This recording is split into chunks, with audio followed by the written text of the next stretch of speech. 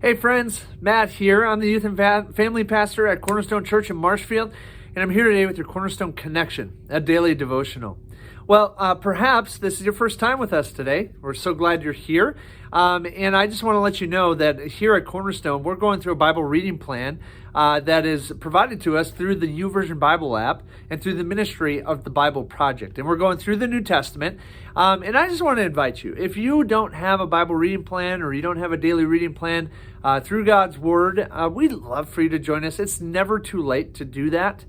So let me encourage you. Go to cornerstonemarshall.com, click the Bible reading plan image, and join us today. Today we're in day 101 of that Bible reading plan. Way to go, Bible readers. And we're in the Gospel of Luke. You can join me in chapter 13 and specifically in verses 10 through 17. And as we're about to get there, I want to ask you a question.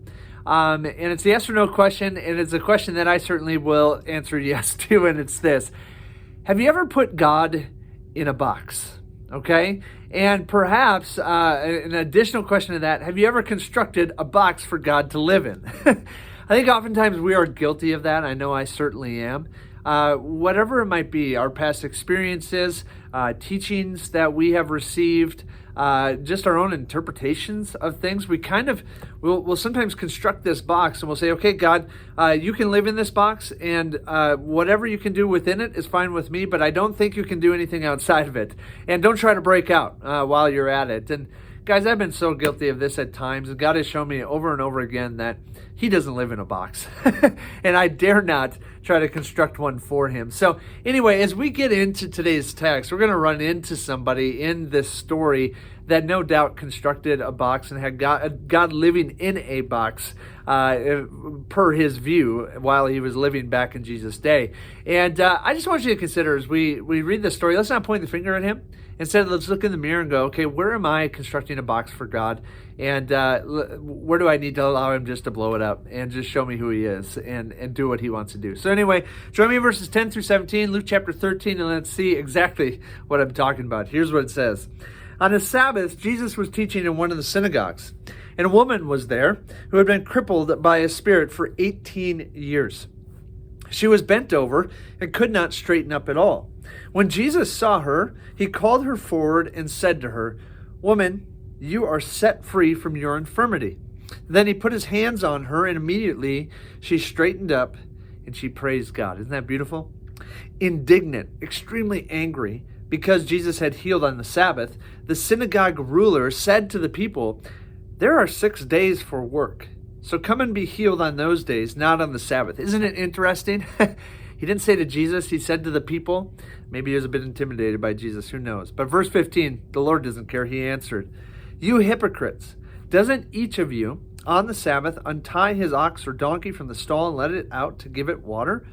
Then should not this woman, a daughter of Abraham, whom Satan has kept bound for 18 long years, be set free on the Sabbath day from what bound her?" When He said this, all His opponents were humiliated. They were humbled.